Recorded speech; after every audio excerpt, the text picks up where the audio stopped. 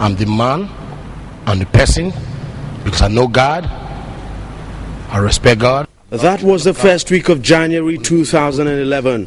Ogbe Onokwite, seen here at this governorship debate, was running as a candidate for the position of governor of Delta State at the time.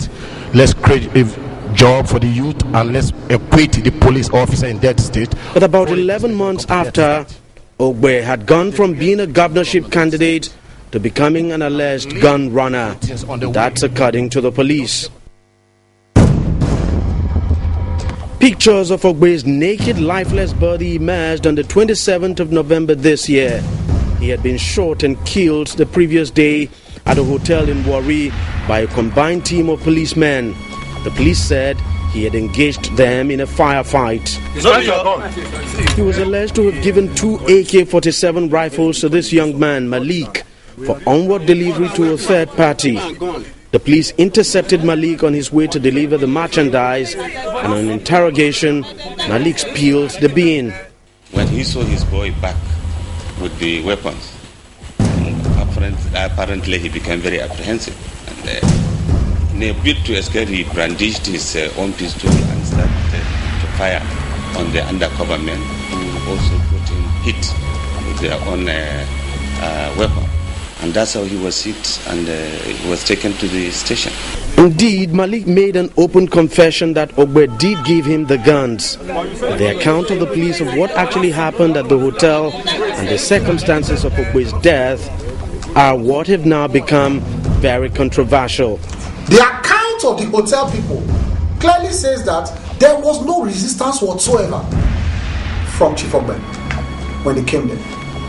There was absolutely no resistance. That is the account of the hotel people. The account of the person who was also with him, and we are in touch with him. His friend who was in the hotel said there was absolutely no resistance.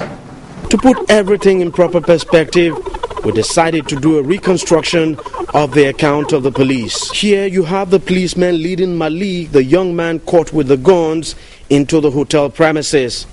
As they approach the reception area, the suspect emerges, and on sighting them, he opens fire with his pistol. The police returns fire, hitting him in the leg. It's quite a surprise that the bullet of the suspect hit neither the policeman nor Malik, and that the policeman had enough time to aim and shoot at the leg of the suspect. Now, why was he taken to the station? Why not to the hospital? They just moved to the station first before moving to the hospital, and then I think in the process before going to the hospital he gave up the ghost. On our own, we went to B-Land Hotel in Warri to verify the account of the police. We were not allowed to freely take shots of the hotel, and so we had to do so secretly.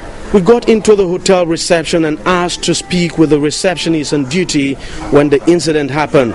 But the hotel supervisor told us she was not available and may not be for a while. We asked to see the hotel manager, but we were told he too was not available to speak to us. No one was willing to tell us anything. But while we were at the hotel lobby planning for the next line of action, a staff of the hotel who wouldn't want to be identified or filmed walked up to us to give us a version of what actually happened. He told us, contrary to what the police had said, the policemen actually stormed the hotel on that fateful day, shooting into the air, and that they actually met the suspect at the car park where everything unfolded. Here's an audio recording of part of what the hotel staff told us. So he was upstairs initially, he only came down after some time. He was standing by the car park when they said okay. But whether somebody was in the room as at that time, I can't really tell. But when they got to the room to search the room, nobody was there. They didn't shoot him here? They shot him. It was here they shot him? They shot him on the leg. So we took him. There are scores of eyewitness accounts that clearly say that Chief Ogbe arrived at the station alive, able to talk, able to interact, and not in any danger at all of giving up the ghosts. Now, what happened at the police station is that from the pictures we have seen, Chief Ogbe was stripped naked, obviously in a show of power and in a complete show of, treatment of complete indignity, stripped naked, without his pants, and shot at point blank range, dead, and thrown on the floor to bleed in his own blood to death. Honestly, personally, I didn't go into the internet. You don't know the suspect was stripped naked. You haven't seen the picture.